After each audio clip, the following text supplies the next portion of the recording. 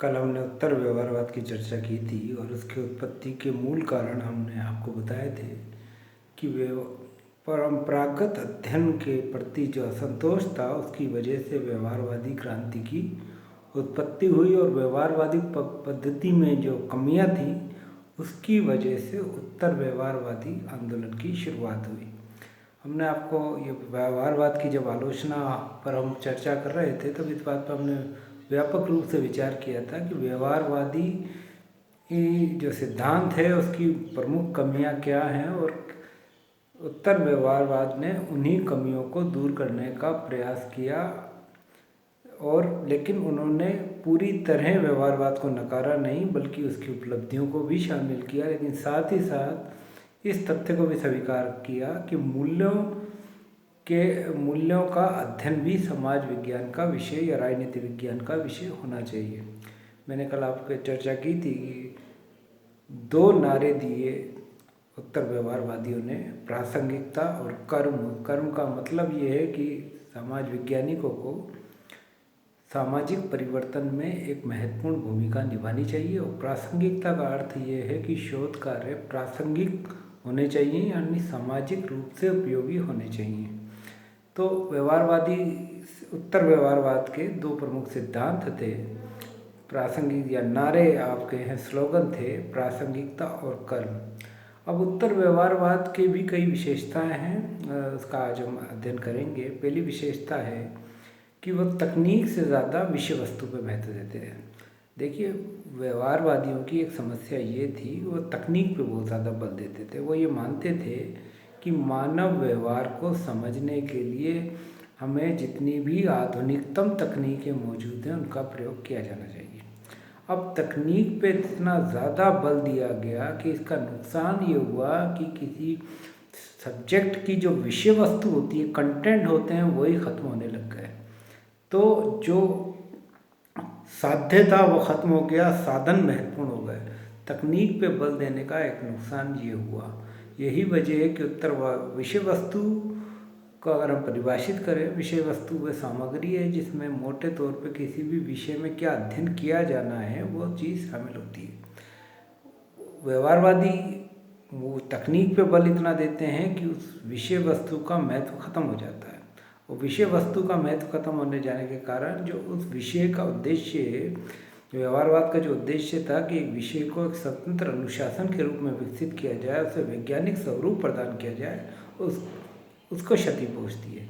अब उत्तर व्यवहारवादियों ने इसके उलट कहा कि तकनीक से ज़्यादा महत्वपूर्ण है विषय वस्तु, यानी किसी भी विषय में क्या पढ़ाया जाना है या उसके कंटेंट क्या है ये ज़्यादा महत्वपूर्ण है उन तकनीकों से जिसके द्वारा उसका अध्ययन किया जाता है। तो किसी भी रूप में ऐसा प्रयास नहीं किया जाना चाहिए कि विषय वस्तु का ही अंत हो जाए तकनीक के चक्कर में। तो उत्तर व्यवहारवादी इस तथ्य को समझते हैं और बार बार यही बात कहते हैं कि तकनीक से पहले विषय वस्तु या सार तत्व है, यानी किसी विषय में क्या अध्ययन किया जाना है, उसके कंटेंट क्या हैं, ये ज़्यादा महत्वपूर्ण हैं उस विषय के अध्ययन करने वाली तकनीक के तुलना में।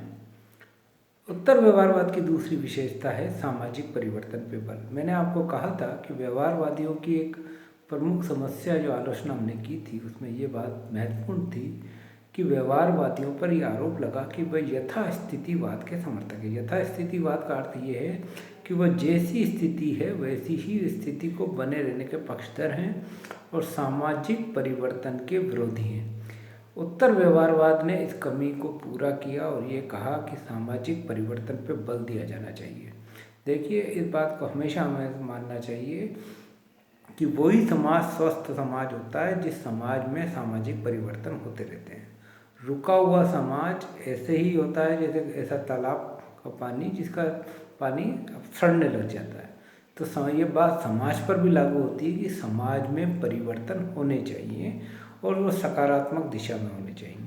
अब सामाजिक परिवर्तन होने चाहिए और समाज वैज्ञानिकों को इस बात की कोशिश करनी चाहिए कि सामाजिक परिवर्तन होते रहे। यद्यपि इसके वेग को लेकर अंतर हो सकता है, कुछ लोग ये मान सकते हैं कि सामाजिक परिवर्तन जल्दी जल्दी होने चाहिए, कुछ लोग ये मान सकते हैं कि सामाजिक परिवर्तन देर से होने चाहिए। लेकिन सामाजिक परिवर्तन होने चाहिए क्योंकि समाज के स्वस्थ रहने की ये शर्त ये है कि वे सामाजिक परिवर्तन होते रहे। तो उत्तर व्यवहारवादियों की आलोचना ये थी कि वे यथास्थितिवाद पर बल देते थे। उसके उलट उत्तर व्यवहारवादी सामाजिक परिवर्तन पर बल देते हैं। यही वजह है कि वे एक्शन या कर्म को महत्वपूर्ण भूमिका निभाते हैं कि कर्म करना चाहिए समाज विज्ञान में, जिससे सामाजिक परिवर्तन की रास्ता खुले। तो सामाजिक परिवर्तन बहुत आवश्यक है और उत्तर व्यवहारवादी इसी वजह से सामाजिक परिवर्तन पर बल देते हैं। तीसरा है मूल्यों की भूमिका। उत्तर व्यवहारवाद का जब हमने अध्ययन किया था तो मैंने आपको कहा था व्यवहारवाद का एक प्रमुख सिद्धांत ये था कि वो मूल्यों के महत्व को अस्वीकार करता था या मूल्य मुक्त अध्ययन पर बल देता था, क्योंकि उसका ये मानना था कि मूल्यों की कोई सार्वभौमिक व्याख्या नहीं हो सकती। हर समाज व्यक्ति के मूल्य अलग होते हैं, इस तरह तो मूल्यों को लेकर कोई सहमति नहीं बन सकती। इसकी तुलना में उन्होंने विज्ञान से जो सिद्धांत लिया उसको हम मूल्य सापेक्षतावाद के अंतर्गत रखते हैं, जिसका अर्थ ये है कि एक व्यक्ति के लिए मूल्य किसी दूसरे तरह के मूल्य महत्वपूर्ण हो सकते हैं और एक दूसरे समाज को दूसरे तरह के मूल्य महत्वपूर्ण। तो मूल्यों की महत्वपूर्ण भूमिका को व्यवहारवादियों ने अस्वीकार किया और मूल्य सामाजिक विज्ञान या प्राकृतिक विज्ञानों से प्रेरित होकर इस बात को कहना शुरू किया कि मूल्यों का अध्ययन हमारा विषय नहीं है। उत्तर व्यवहारवादी इस कमी को समझते हैं और उन्होंने ये स्वीकार किया कि समाज विज्ञान के पढ़ने का उद्देश्य क्या है। समाज विज्ञानों का पढ़ने का उद्देश्य है एक स्वतंत्र और सुंदर समाज की स्थापना करना, और वे स्वतंत्र और सुंदर समाज तभी स्थापित होगा जब हम मूल्यों के बारे में स्पष्टता रखेंगे। ये मूल्यों की स्पष्टता तभी संभव है जब हम मूल्यों को अध्ययन देंगे या मूल्यों को अध्ययन को वरीयता देंगे। तो इस चीज़ को लेकर बड़ा महत्वपूर्ण बात उत्तर व्यवहारवाद में ये रही कि मूल्यों की एक महत्वपूर्ण भूमिका को स्वीकार किया, जो उत्तर व्यवहारवादियों ने स्वीकार कर दी थी। उत्तर व्यवहारवादियों ने मूल्यों के महत्व को पुनः एक बार स्वीकार करना शुरू किया और ये कहा कि मूल्यों का अध्ययन प्राकृतिक विज्ञान के लिए तो हो सकता है आवश्यक ना हो, क्योंकि प्राकृतिक विज्ञान प्राकृतिक घटनाओं का अध्ययन करता है, मूल्यों से उसका कोई लेना देना नहीं होता। प्रकृति मूल रूप से मूल्य निरपेक्ष व्यवहार करती है, लेकिन समाज मूल्य निरपेक्ष व्यवहार नहीं कर सकता। समाज को एक सुंदर और स्वस्थ समाज बनाने के लिए जिन मूल्यों की दरकार होती है, हमें उन मूल्यों को तो हमें महत्व देना ही पड़ेगा। चौथा है बुद्धिजीवियों की भूमिका। व्यवहारवादी आंदोलन की एक समस्या ये है कि वे बुद्धिजीवियों की महत्ता को नकारते हैं और ये ज़्यादा महत्व बुद्धिजीवियों से वस्तुनिष्ठ होने की उम्मीद करते हैं। उत्तर व्यवहारवादी उसके उलट बुद्धिजीवियों की महत्वपूर्ण भूमिका को स्वीकार करते हैं और कहते हैं कि उन बुद्धिजीवियों का कोई अर्थ नहीं है जो मानवीय मूल्यों के प्रति प्रतिबद्ध नहीं है। और बुद्धिजीवियों की एक ऐसी भूमिका है जो सभ्यता के मानवीय मूल्यों के संरक्षण में महत्वपूर्ण है। उत्तर व्यवहारवादी ये बात कहते हैं कि यदि राजनीति वैज्ञानिक अपने आप को सामाजिक समस्याओं से अलग रखेंगे तो वैसे तकनीकवादी या यंत्रवादी बनकर रह जाएंगे जो समाज के साथ खिलवाड़ करने में लगे हुए हैं।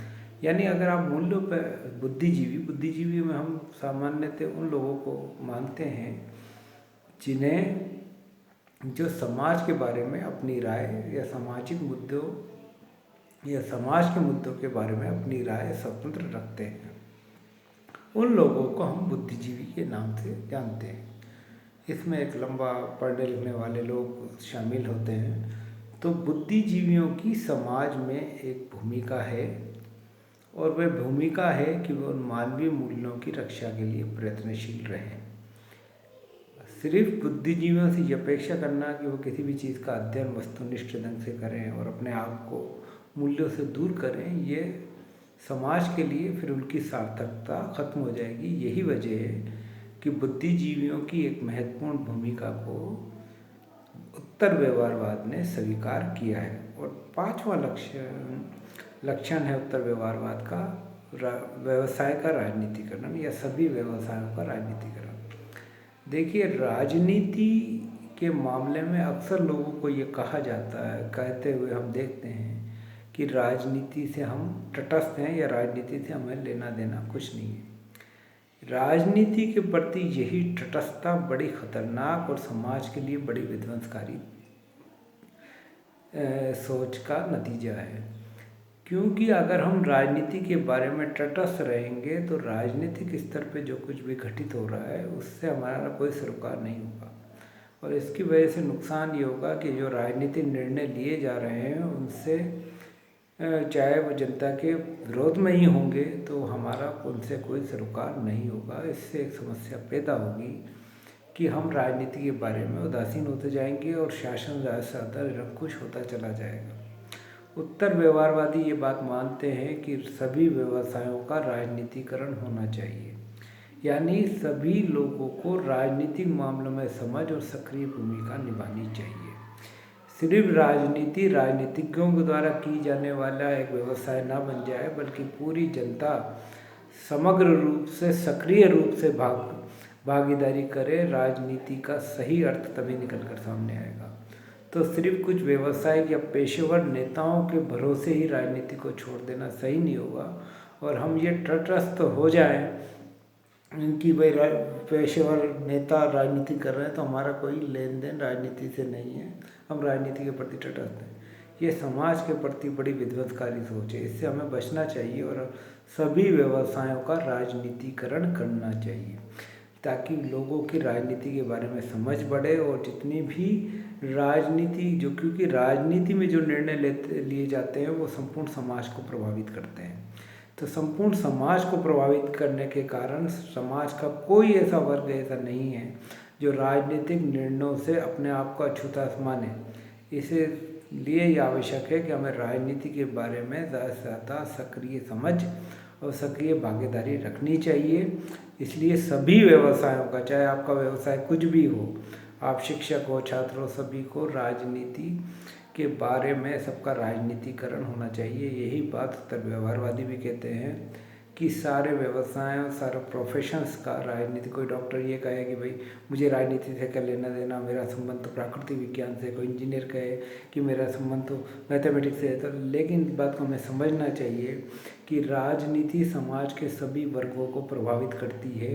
इसलिए हम चाह कर भी, चाहे हमारा प्रोफेशन कुछ भी हो, हमारा पेशा कुछ भी हो, हमारा व्यवसाय कुछ भी हो, हम राजनीति के बारे में तटस्थ होना ना तो सही है और ना ही युक्ति संगत है। तो इसलिए हमें इस बात का, उत्तर व्यवहारवादी ये बात कहते हैं कि राजनीति का, सभी व्यवसायों का राजनीतिकरण अत्यंत आवश्यक है।